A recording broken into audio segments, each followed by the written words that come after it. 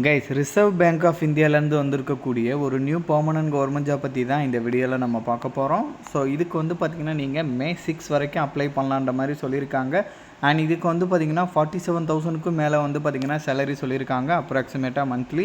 So இப்போ இதுக்கு எப்படி அப்ளை பண்ணுறதுலேருந்து இதோட ஃபுல் டீட்டெயில் வந்து நான் உங்களுக்கு ப்ரீஃபாக எக்ஸ்பிளைன் பண்ணுறேன். நீங்கள் வீடியோவை ஸ்கிப் பண்ணாமல் எண்டு வரைக்கும் பாருங்கள். அண்ட் இந்த மாதிரி வரக்கூடிய எல்லா அஃபீஷியல் கவர்மெண்ட் ஜாப் அப்டேட்டுமே நீங்கள் தெரிஞ்சுக்கணுன்னா கண்டிப்பாக நம்ம சேனலில் சப்ஸ்கிரைப் பண்ணி வச்சுக்கோங்க.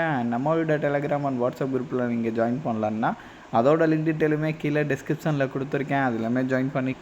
ஸோ கைஸ், இதுதான் அஃபீஷியல் நோட்டிஃபிகேஷன். இதோட லிங்க்கு அப்ளை லிங்க்குன்னு சொல்லிட்டு எல்லாமே நான் கீழே டிஸ்கிரிப்ஷனில் கொடுத்துருக்கேன். கண்டிப்பாக நீங்கள் செக் பண்ணி பாருங்கள். ரிசர்வ் பேங்க் ஆஃப் இந்தியாவிலேருந்து டேரெக்டாக கொடுத்துருக்காங்க. ஸோ இளநிலை அதிகாரி அந்த லெவலில் இருக்கக்கூடிய போஸ்டிங், ஜூனியர் லெவலில் இருக்கக்கூடிய போஸ்டிங்ஸ்லாம் கொடுத்துருக்காங்க. ஒன் பை ஒன்னாகவும் பார்க்கலாம். அண்ட் தென் இதுக்கு ஆன்லைனில் நீங்கள் May 6 வரைக்கும் நான் முன்னாடியே சொன்ன மாதிரி நீங்கள் அப்ளை பண்ணிக்கலாம். ஸோ ஹெல்ப்லைன் ஃபெசிலிட்டி இருக்குது. இஃப் இன்கேஸ் உங்களுக்கு ஏதாச்சும் டவுட் இருந்தாலும் வந்து நீங்கள் வந்து ஹெல்ப்லைன் மூலமாக வந்து நீங்கள் கேட்டு தெரிஞ்சுக்கலாம். ஸோ வேக்கன்சிஸ் வந்து ஒரு ரீஜன் வைஸாக ஈஸ்ட்டு, வெஸ்ட்டு, நார்த்து, சவுத்து அந்த மாதிரி வந்து உங்களுக்கு பிரித்து கொடுத்துருக்காங்க. நம்ம வந்து பார்த்திங்கன்னா சவுத்து, ஓகேங்களா, தமிழ்நாடு எல்லாமே வந்து சவுத்தில் தான் வரும்.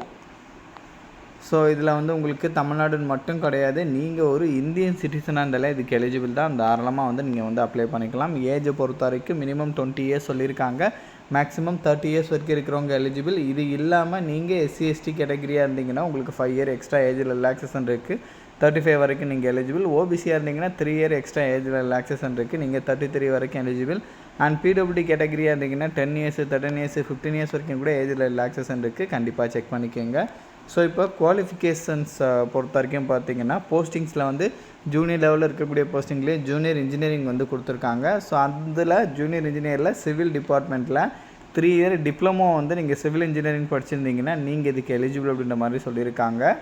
ஸோ இல்லைனா வந்து இன்ஜினியரிங்கில் வந்து நீங்கள் சிவில் படிச்சிருக்கீங்கன்னா நீங்களுமே இதுக்கு எலிஜிபிள் அப்படின்றதையும் சொல்லியிருக்காங்க. தென் அதுக்கப்புறம் ஜூனியர் இன்ஜினியர்லேயே எலக்ட்ரிக்கல் கேட்டகரி, இங்கேயுமே டிப்ளமோவில் வந்து நீங்கள் எலக்ட்ரிக்கல் அண்ட் எலக்ட்ரிக்கலோ இல்லைனா வந்து எலக்ட்ரிக்கல் அண்ட் எலக்ட்ரானிக்ஸ் வந்து நீங்கள் முடிச்சிருந்தீங்கன்னா கூட எலிஜிபிள். இல்லை நீங்கள் வந்து இன்ஜினியரிங்கில் வந்து எலக்ட்ரிக்கலோ இல்லைனா வந்து எலக்ட்ரிக்கல் அண்ட் எலக்ட்ரானிக்ஸ் இன்ஜினியரிங் நீங்கள் முடிச்சிருந்தீங்கன்னா கூட எலிஜிபிள் அப்படின்ற மாதிரி சொல்லியிருக்காங்க. ஸோ கண்டிப்பாக இதெல்லாமே நீங்கள் செக் பண்ணிக்கிங்க.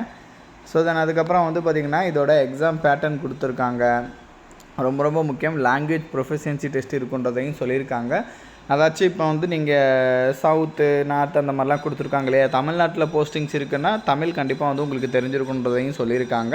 அதில் வந்து லாங்குவேஜ் ப்ரொஃபிஷியன்சி டெஸ்ட்டாக வந்து பார்த்திங்கன்னா இருக்க நிறைய பாசிபிலிட்டிஸ் இருக்குது. இப்போ தமிழ்நாட்டில் போஸ்டிங்ஸ் இருக்குன்னா தமிழ் வந்து உங்களுக்கு நல்லா எழுத தெரியுமா, பேச தெரியுமா, படிக்க தெரியுமா, அந்த மாதிரி வந்து பார்த்திங்கன்னா டெஸ்ட்டெல்லாம் உங்களுக்கு இருக்கும். ஸோ இது வந்து பார்த்திங்கன்னா த்ரூ ஆன்லைன் எக்ஸாமுக்கான டெஸ்ட்டு, இதையுமே வந்து நீங்கள் செக் பண்ணிக்கோங்க. ஸோ லாங்குவேஜ் ப்ரொஃபிஷியன்சி டெஸ்ட்டு என்ன மாதிரி இருக்குன்றதையும் வந்து இங்கே அப்டேட் கொடுத்துருக்காங்க. கண்டிப்பாக அதை கூட வந்து நீங்கள் வந்து செக் பண்ணிக்கோங்க கைஸ். ஸோ அதில் வந்து பார்த்திங்கன்னா உங்களுக்கு அடுத்ததாக வந்து இதோட எக்ஸாம் டீட்டெயிலாம் வந்து கொடுத்துருக்காங்க, செக் பண்ணிக்கோங்க. சேலரியை பொறுத்த வரைக்கும் நான் முன்னாடியே சொல்லிட்டேன் 47,000க்கும் மேலே இருக்குன்னு சொல்லிட்டு. ஸோ உங்களுக்கு அப்ராக்சிமேட்டாக வந்து பார்த்திங்கன்னா பெர் மந்த்துக்கு 47,700 ருபீஸ் வந்து உங்களுக்கு சொல்லியிருக்காங்க.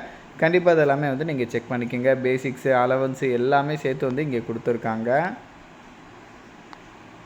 ஸோ நம்ம சவுத் ஜோனை பொறுத்த வரைக்கும் வந்து பார்த்திங்கன்னா சென்னை வந்து உங்களுக்கு இருக்கும். நான் முன்னாடியே சொன்னேன் இல்லையா, நம்ம தமிழ்நாட்டில் சென்னை சவுத் ஜோனில். ஸோ தென் அதுக்கப்புறம் வந்து பார்த்திங்கன்னா சம் ஜென்ரல் டீட்டெயிலாம் வந்து கொடுத்துருக்காங்க. அது கூட வந்து ஒன் டைம் வந்து நீங்கள் செக் பண்ணி பார்த்துக்கணுன்னா கூட வந்து பார்த்துக்கலாம். அண்ட் தென் ஆன்லைனில் ஸ்டெப் பை ஸ்டெப்பாக எப்படி அப்ளை பண்ணுறது அப்படின்ற இன்ஸ்ட்ரக்ஷனுமே கொடுத்துருக்காங்க. இங்கே கிளியராக செக் பண்ணி பார்த்துட்டு எந்த மிஸ்டேக்குமே இல்லாமல் அப்ளை பண்ணிக்கிங்க. ஃபீஸஸை பொறுத்த வரைக்கும் SC/ST PWD எக்ஸ் ஹவுஸ்மேனுக்கு வந்து 50 ருபீஸும், அவங்கள தவிர்த்து மீதி இருக்கிற எல்லாருமே வந்து 450 ருபீஸ் வந்து ஃபீஸ் பே பண்ணுற மாதிரி இருக்கும். அதையுமே வந்து இங்கே தெளிவாக கொடுத்துருக்காங்க. ஸோ இதோட லிங்க் டீட்டெயில் எல்லாமே நான் கீழே டிஸ்கிரிப்ஷனில் கொடுத்துருக்கேன். அண்ட் இந்த வீடியோ வந்து மஸ்ட்டாக உங்களோட ஃப்ரெண்ட்ஸ் அண்ட் ஃபேமிலி மெம்பர்ஸ் இருக்கிற வாட்ஸ்அப் குரூப்பில் கண்டிப்பாக ஷேர் பண்ணுங்கள். நம்ம சேனலை நீங்கள் இன்னும் சப்ஸ்கிரைப் பண்ணலான்னா கண்டிப்பாக சப்ஸ்கிரைப் பண்ணி வச்சுக்கோங்க. ஸோ அப்போ தான் எந்த ஒரு அஃபீஷியல் கவர்மெண்ட் ஜாப் அப்டேட்டுமே நீங்கள் மிஸ் பண்ணாமல் தெரிஞ்சுக்கலாம். Thank you guys.